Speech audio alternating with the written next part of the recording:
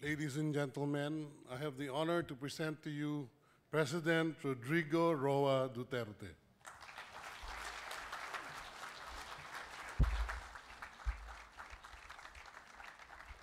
Kindly sit down. Thank you. I will dispense with the acknowledgements. We have been introduced, all of us. We know each other.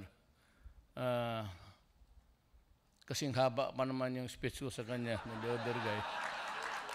So, I'll have to make some shortcuts to come to a parity with the time that he spent. It was a good one. Actually, we admire you and we're just happy to be listening to you. Walang problema yan. This I can say. Sa panahon ko, ang military pati ang police, walang problema. I've been guaranteeing it day one sa pagka-presidente ko.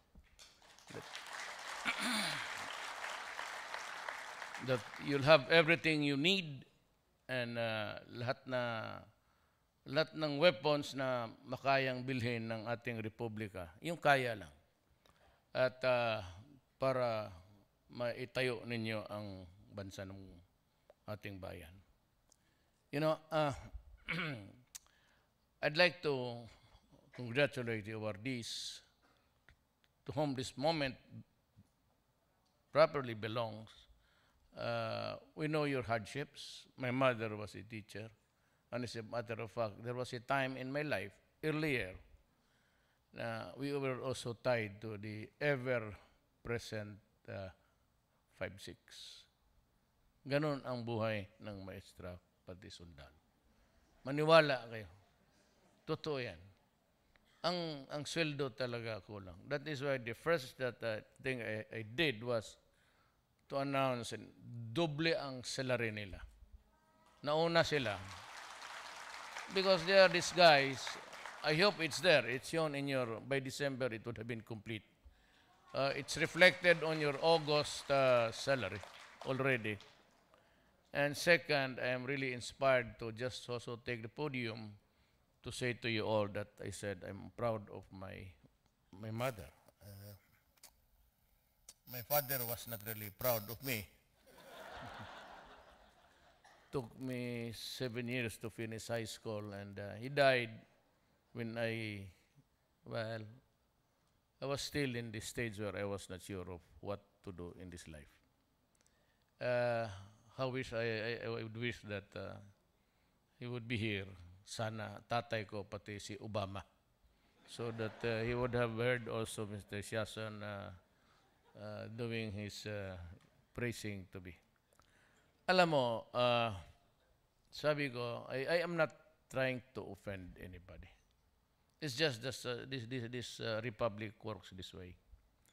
But there was, I've been to every camp, military camp natin, all around the country. I'm on the last 3 visits, which I failed in the previous because of weather. But next is pupunta na naman ako sa mga police just to prime them up for their duties. Alam mo, inuna ko sila because these are the guys that we send to the mouths of hell, actually. And look at Mama Sapano. I grieve for them, but marami akong questions. It's either it's about too late in the day to raise it or it would be useless. Whichever I will decide, maybe in the course of my 6 years. Because I need to make everybody realize that along the way, there are lessons to be learned. Yung klase na yun. Now, I was attending the summit. I would like to apprise you of what I did. I did attend, but I purposely did not attend the bilateral talks between ASEAN countries and the ambassador of the President of the United States. Talagang in-skip ko yun. I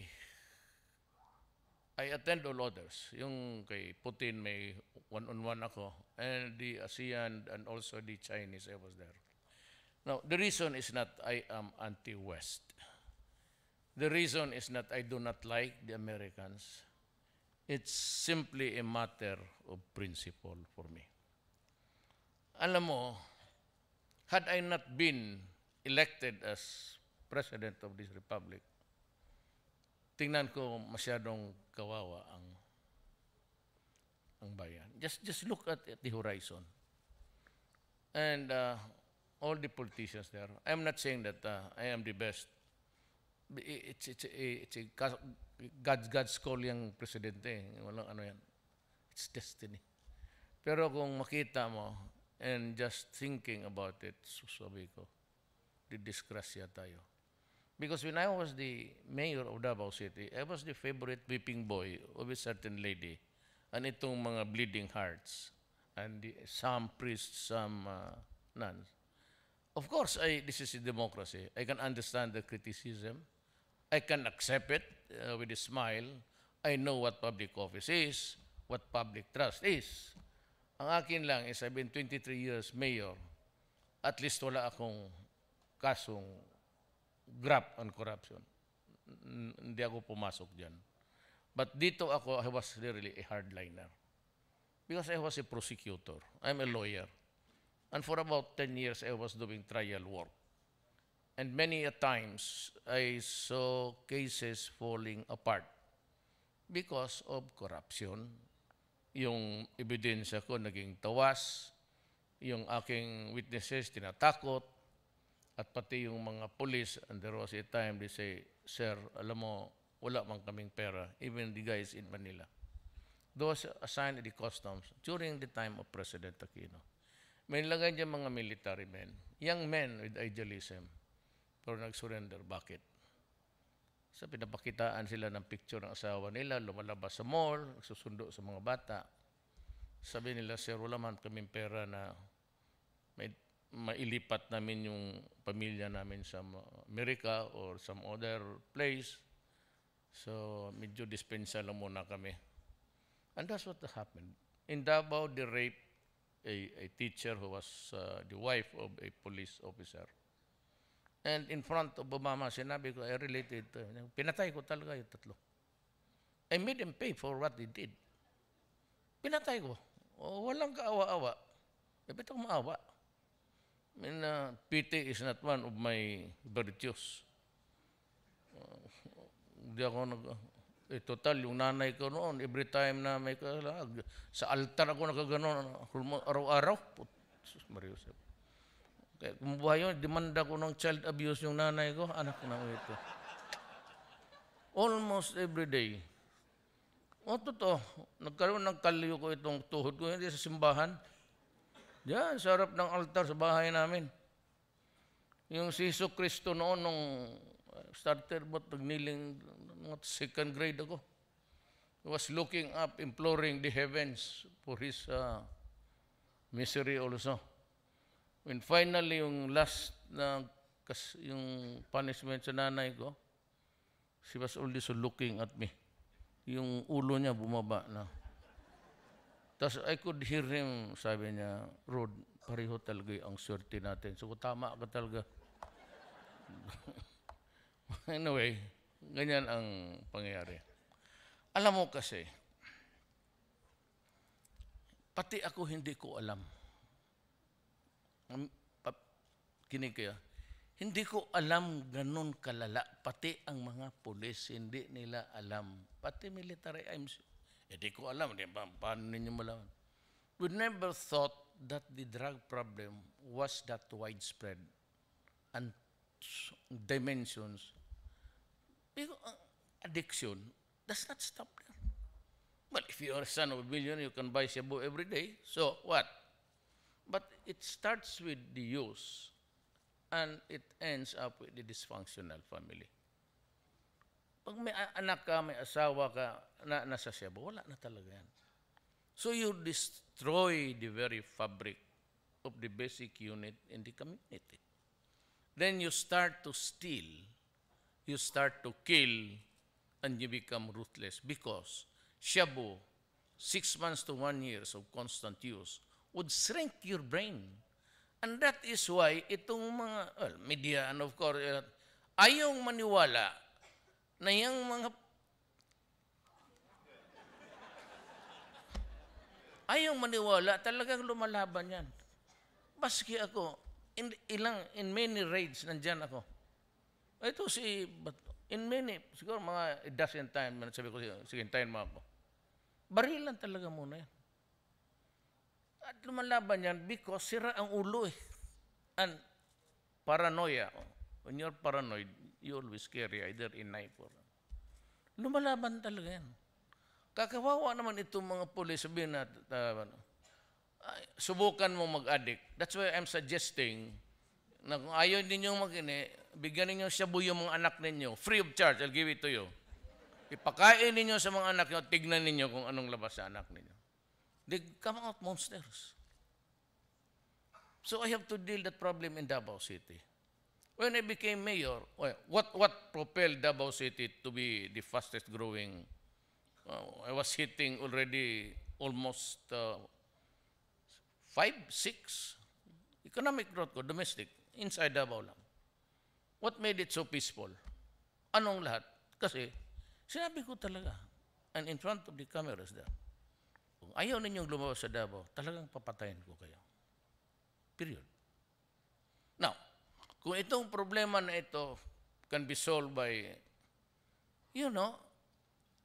it's too easy really to criticize.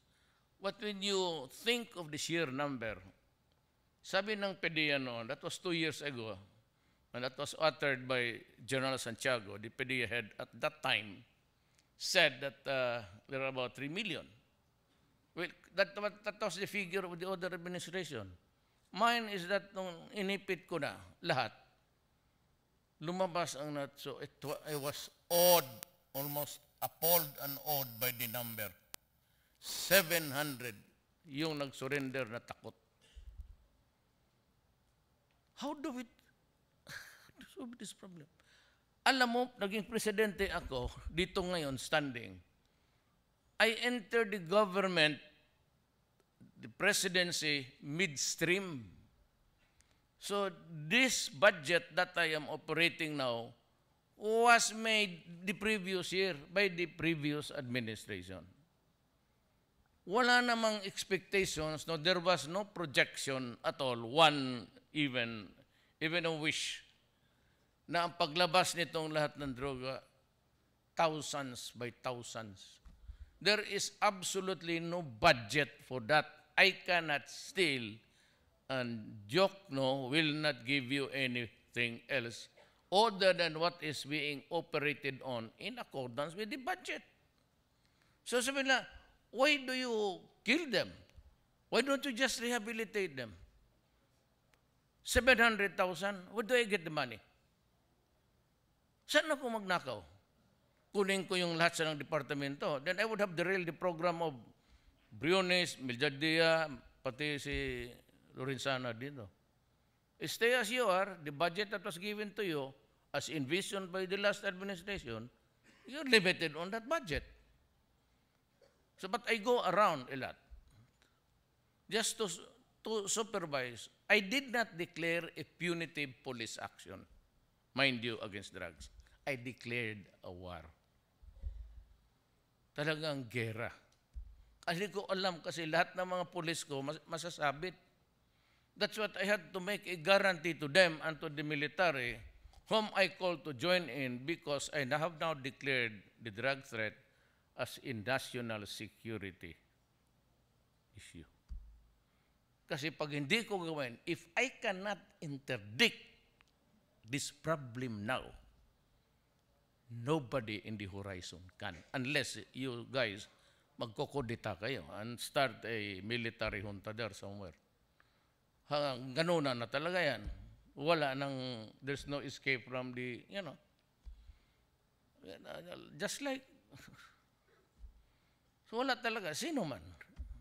Sino kung alin doon kami apat? Mamili ka kung sino raw, be? Mag-inom muna ako.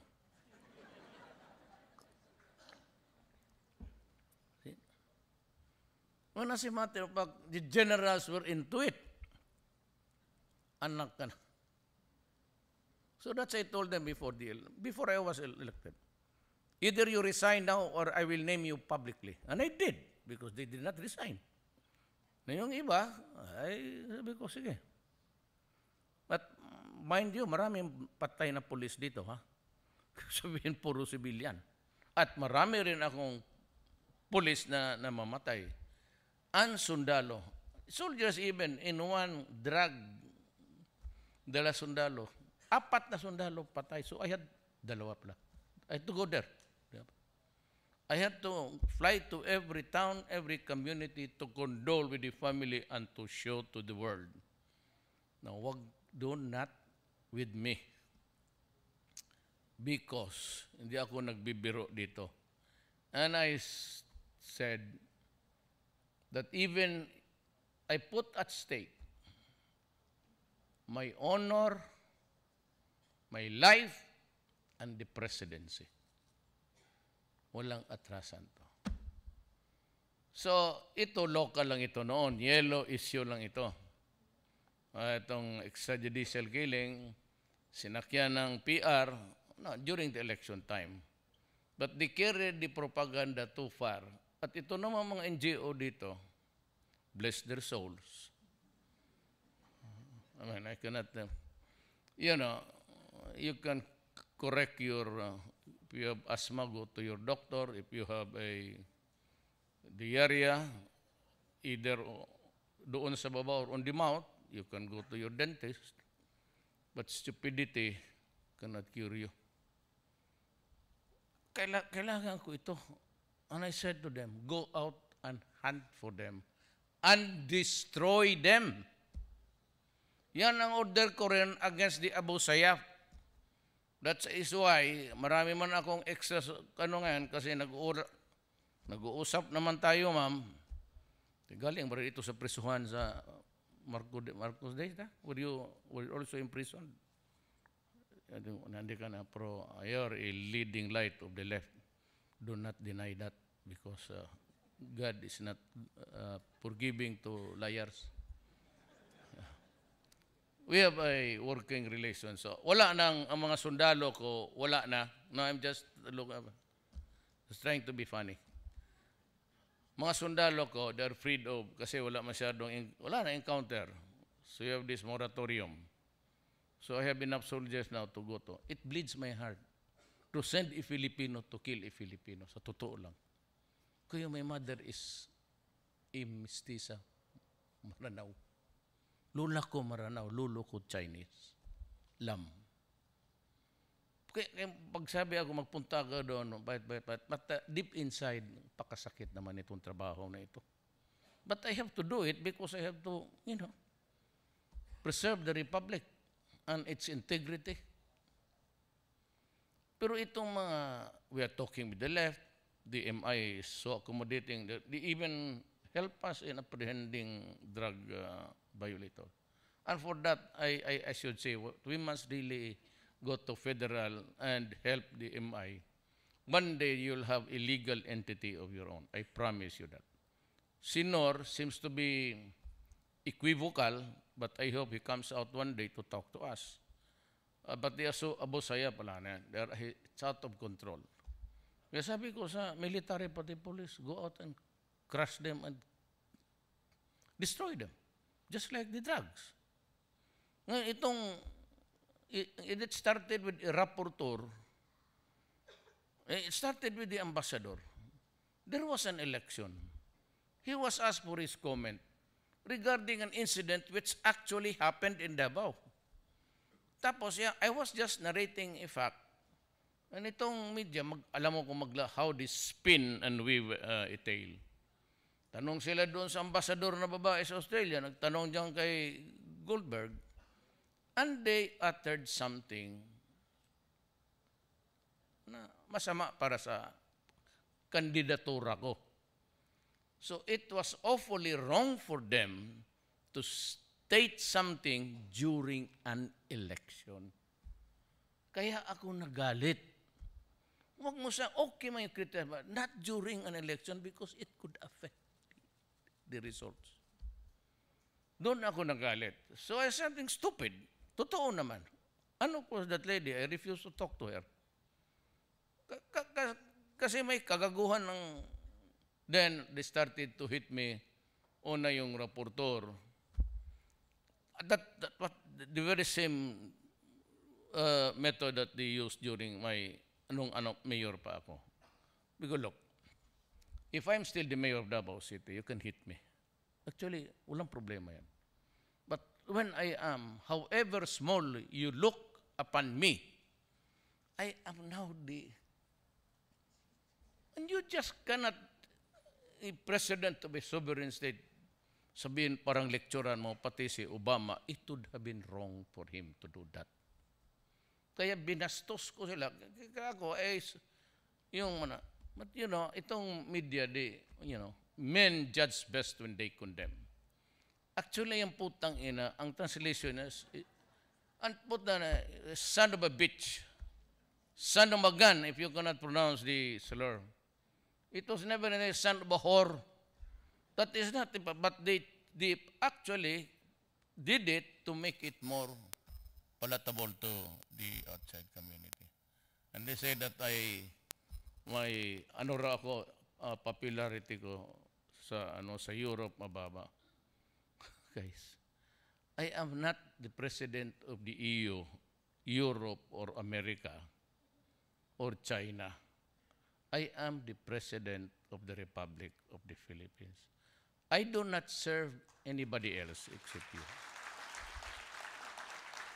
If I lose my position along the way, fine. If I die, I'm assassinated, just fine also. But never I would maybe honor. I don't think I'd lose that. Ginagawa ko na para sa ito, bakit hindi ako kukunan ng honor? So, when I made it, but I came prepared. Nagkamali si Ban Ki-moon na katabi ko, isa ring nagsabi in public, you do not do it to a republic, the president. You communicate and say, President Duterte, just like before, there are these allegations against you when you were mayor, but it's being repeated now in the international arena. Could you please communicate with us how we can, not really solve, how we can maybe explain to the public? But si Ban Ki-moon, reading the newspapers dito, basa rin siya ng basa. Pati si Obama, pumasok rin. Sabi ko, bakit ganun? Mayor ako, okay lang. So pag sabi ni Ban Ki-moon doon, nandoon sila, si Secretary of Defense, hindi na nila, kasi binigyan ako ng National Security Advisor ko ng speech. Hindi ako nagbabasa ng speech eh. Hindi talaga, ayaw ko. Kasi limitado ang time. Gaya niya, walang limitado yung time. Si Siason, larga siya ng larga. Sabihin ko siya, hoy, yung kalahati niyang oras, akin na yan, ha? Nung sinabi niya, well, to promote trade, ganon, then he mentioned, katabi ko lang Pagkatapos niya, binigay na ni National Security, tinapon ko. It's my prepared speech. I do not read my speeches. Sabi ko, I'd like to show you something. We kind of grieve over the human rights issue. When was the great philosophy of human rights? When was it first adopted? Or when did it evolve? Sabi ko, I'd like to show you something. Sabi ko sa kanya. These are the victims sa crater doon sa Hulo. May volcano. Doon nagtakbuhan ang Moro people when the Americans came.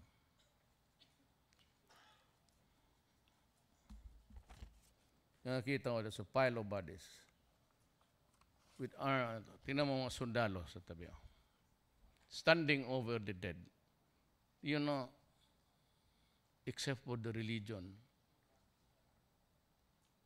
the Moros are our brothers of flesh and blood.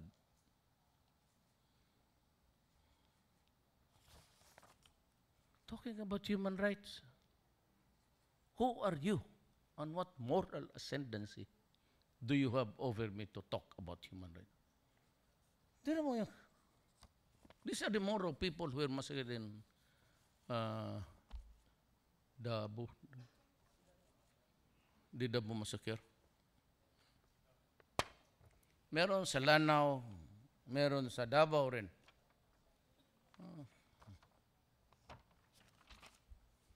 Kaya sabihin ko sa American, what now? Me? You just allege that I killed about police because I ordered the police to kill 1,000 criminals? What is it to the 6,000 Filipinos, men, women, and children, all in a common grave? Because you were here as imperialists. You wanted to colonize my country, and because you had a hard time pacifying the Moro people. Why? Because in 1521, when Magellan landed in Leyte, bringing with him his guns, his cannons, his muskets, and gunpowder, Mindanao was already thriving an Islam community by almost 100 years. Mindanao was part of the Sri Visayas Empire, including us, pero ang dato nandoon sa kanila. But those who richer and had settlements, and even sila Lapu-Lapu, they're actually Muslim. It was the first religion, but kasi island for island, it was a contiguous one. They had a hard time. You read the archives of the Malaysians, and you go to the libraries of the Indonesians, you would know. Just a little reading. Nauna kasi ang Islam doon. So when the Spaniards came, they wanted to put religion there. It was resisted by the Muslims because they were already Muslim solidly for almost 100 years. So ang magano na magawa ng the canons of Magellan was able only to get to one territory there, yung fourth pillar. But that was it. Finished. Then the Americans came. They saw Mindanao below the Typhoon Belt. Very fertile land. And they could get anything from the, they had a grand time getting the fat of our land. Yan ang totoo dyan. Walang magtrabaho sa kanila even the plantation. So what they did in the 30s was to come up with this sloganeering, go to Mindanao because it is the land of promise. In the 40s, it had prompted my father to still single to go to Mindanao. Yan ang totoo dyan.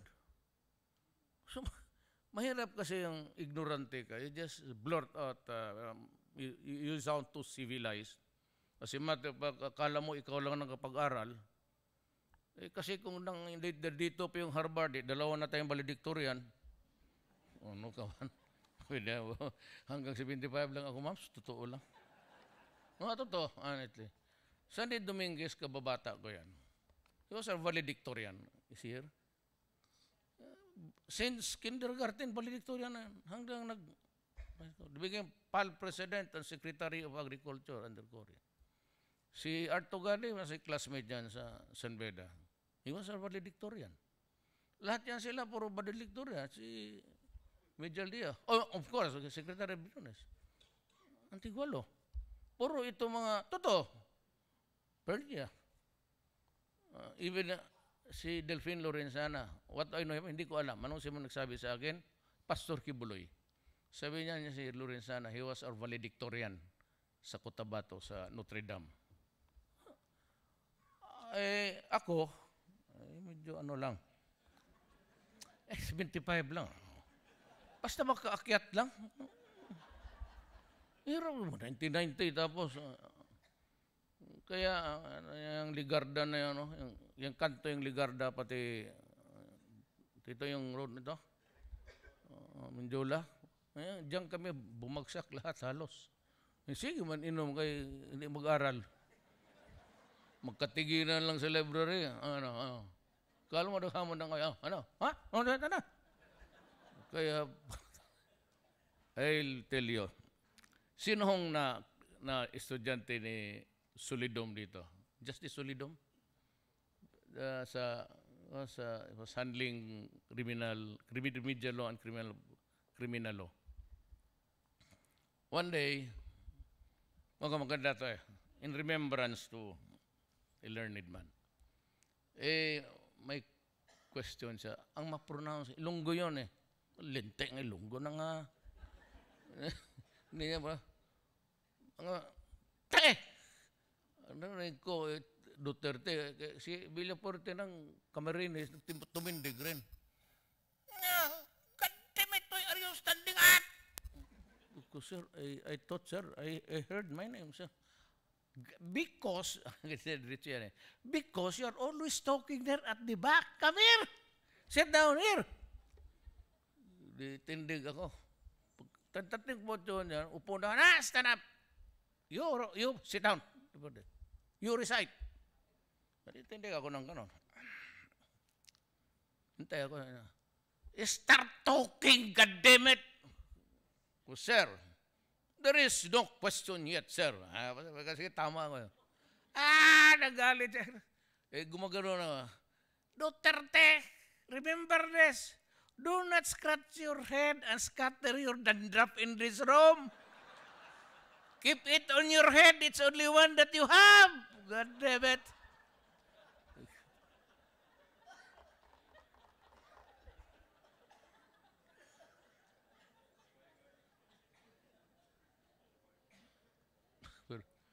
Ewan ko kanino, pwede sabi yung seksyon, alam mo kasi pagka fourth year ka na, pwede ka na magdala ng girlfriend.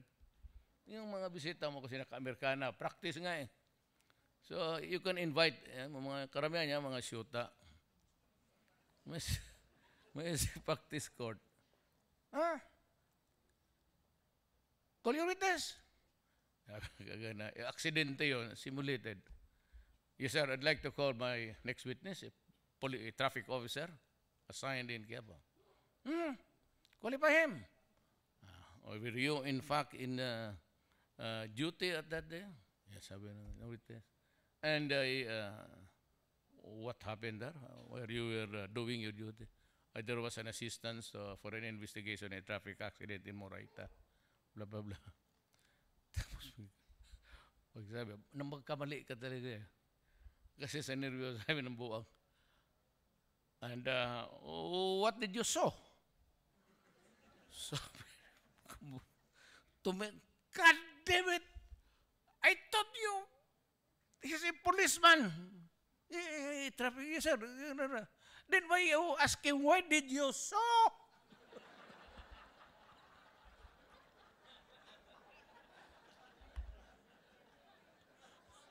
Tumindig talaga.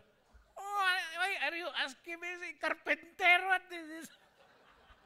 Ay, nako. Those were the days. But that's the divinity of life. I do not, to prolong your stay, it's quite a bit late. Like to, again, my warmest felicitations to the awardees. And of course, nireserve ko talaga.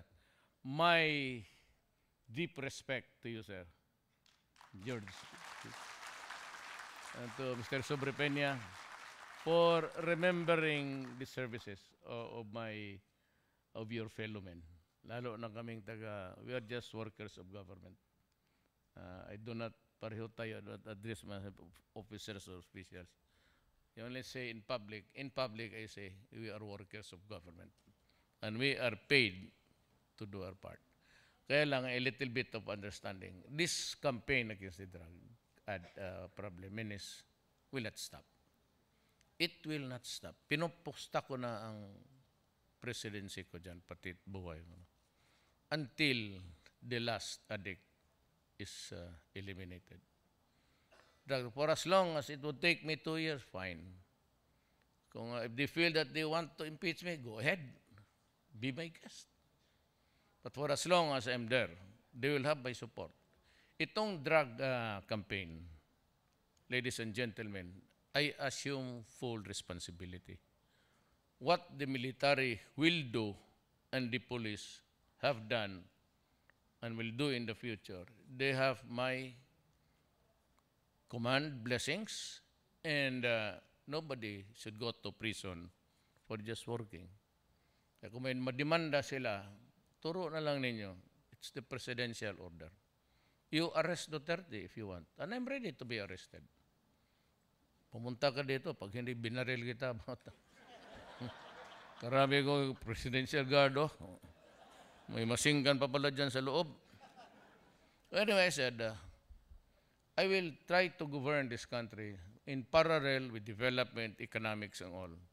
For hindi ko bitawan, first I have said, if I stop now, I could